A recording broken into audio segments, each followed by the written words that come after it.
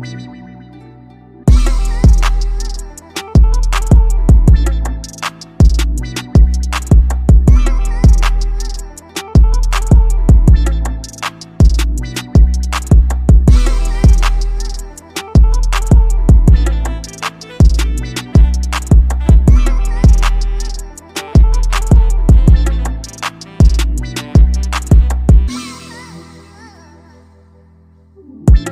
up, you guys? Thank you guys so much for tuning back in with me.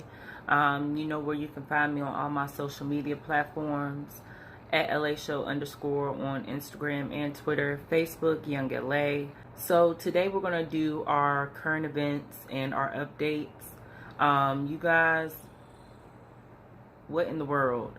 The world is, I swear it's burning. It's burning. So we have an update in the Taylor Rose Williams disappearance.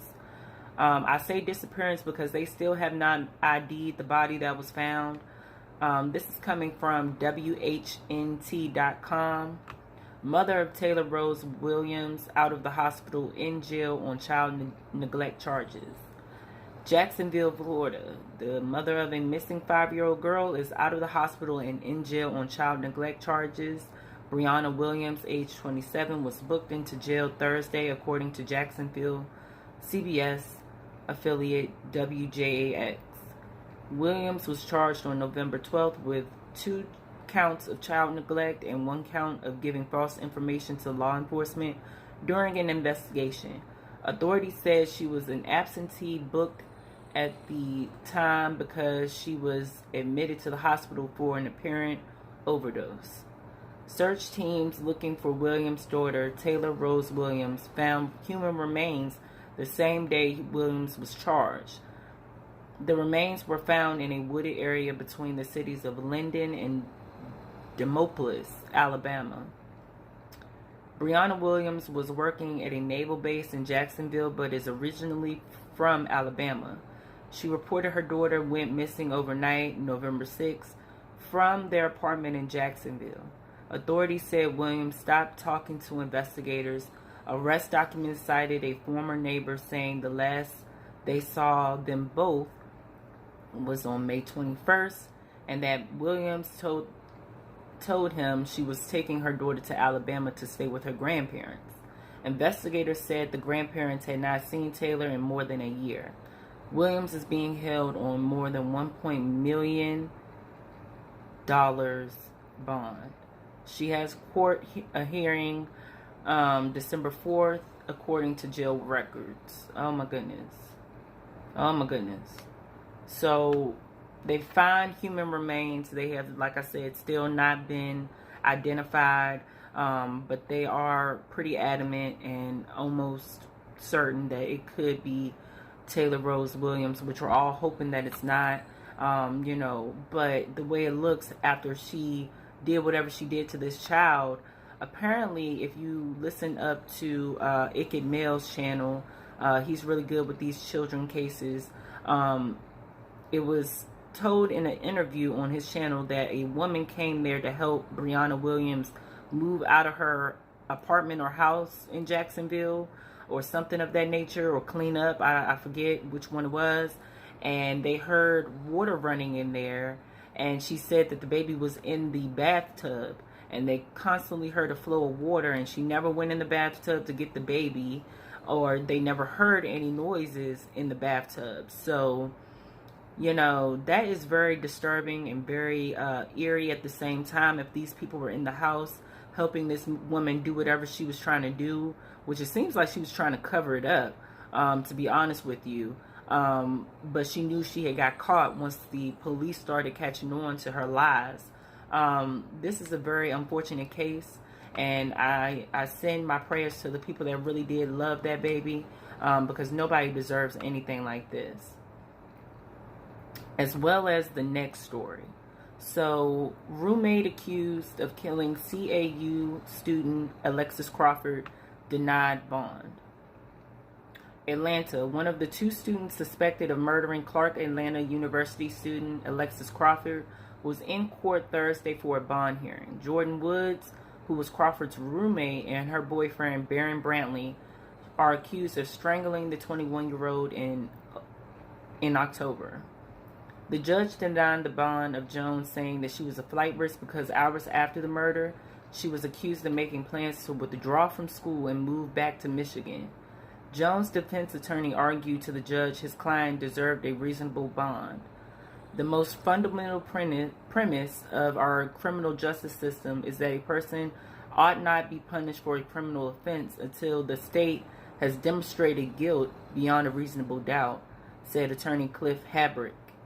Habrick said the only criminal history Jones had is a misdemeanor out of Michigan that she's currently on probation for. He also said she's not a flight risk and she shouldn't intimidate witnesses who are mostly Crawford's relatives. But the deputy district attorney disagreed and said she has already reached out to Crawford's family. He added all of Jones' family is in Michigan. She's no longer a Clark Atlanta student, and he said she participated in the murder of Crawford and helped conceal her body. She's a risk of intimidating witnesses for the same reason, because many of the witnesses in the case will be family members of Miss Crawford, because they were the last people that she spoke with, said Deputy District Attorney Adam Abate. Abate said in court that the results of Crawford's rape kit came back and Brantley's DNA was there, but that doesn't necessarily mean she was raped. Police and DA's office said they're still investigating Brantley and he has not been charged with rape as of yet. So here's a tweet. Judge denied bond for Jordyn Jones. She says she's not a good candidate for bond because she's already tried to contact witnesses in the case, and she's a flight risk because hours after the murder, she made plans to withdraw from school and move back to Detroit. Nice try. So, a lot of people are saying all of this over a man, all of this over a man. Well, you guys already know history. Keep thinking about all these different videos we've seen of women going off on women about men, showing up to people's houses, fighting about men. And, at the end of the day, you're not fighting over your choice. You're fighting over your man's choice to cheat on you and abandon you and your family and whatever you have going on. So at the end of the day, yeah, women look really, really stupid doing this. And, with Jordyn Jones, she knew that this man had some type of predatory instincts in him. And I'm pretty sure this is not the first time that Alexis had to go through whatever she went through with that man, just by how brazen he was and how bold he was. So, yeah, they strangled her, put a bag over her head, and dumped her in the park. That is some sick and twisted for my man type of situation. The reason why I don't watch that show, because it's really programming. And, a lot of women, if you haven't caught that show on ID, some things just don't sit with your spirit. And that show never has. So I wouldn't suggest that show, but that's exactly what this stuff is. So we have an update as well on another woman who didn't deserve what came or what became. This article is coming from ABC7, Chicago.com. Judge orders DNA testing from suspect in Aniah Blanchard's disappearance. So, Opelika, Alabama. A judge ordered DNA testing Wednesday for a man suspected in the kidnapping of an Alabama college student missing since last month. Lee County District Judge Russell Bush granted a prosecution request to force Ibram Yazid to submit DNA, which prosecutors said they wanted because male DNA was found in the missing teen's car. Yazid, 29, is charged in the disappearance of 19-year-old Aniah Blanchard, the stepdaughter of USC heavyweight Walt Harris. She was last seen October 23rd at a convenience store in Auburn. Blanchard's father, mother, and stepfather appeared tense as they watched a preliminary hearing for Yazid, who sat shackled a few rows in the front of them wearing a white jail uniform. The family left the courtroom without speaking to reporters. The judge ruled there was probable cause for the case to proceed and said it will go to grand jury. Recounting evidence, Auburn Police Detective Josh Mixon testified that convenience store footage would be shown.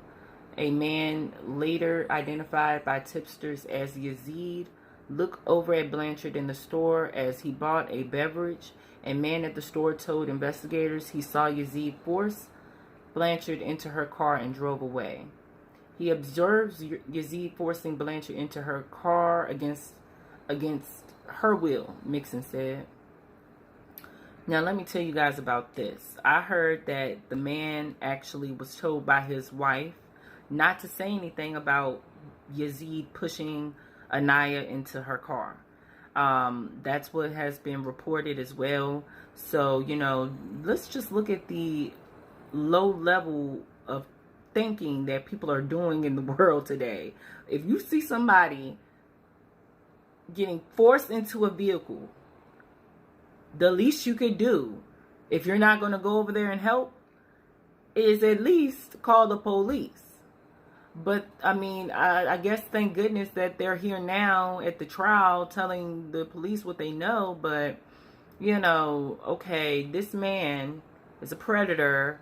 And like I said in my last video about human trafficking and you know, the article we read together, black men are predominantly higher in the risk of predatory behavior.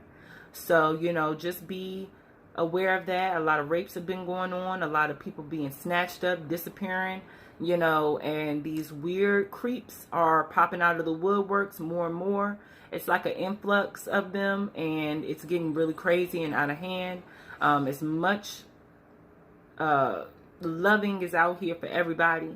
You mean to tell me that you have to go out here and take it from people that's sick? And, you know, things are going to be done to you regardless. If you go to jail, they're going to probably tear you up, and, you know, hell is another place. So think about that. You know, peace to Alexis Crawford. Let's pray Taylor Rose is found.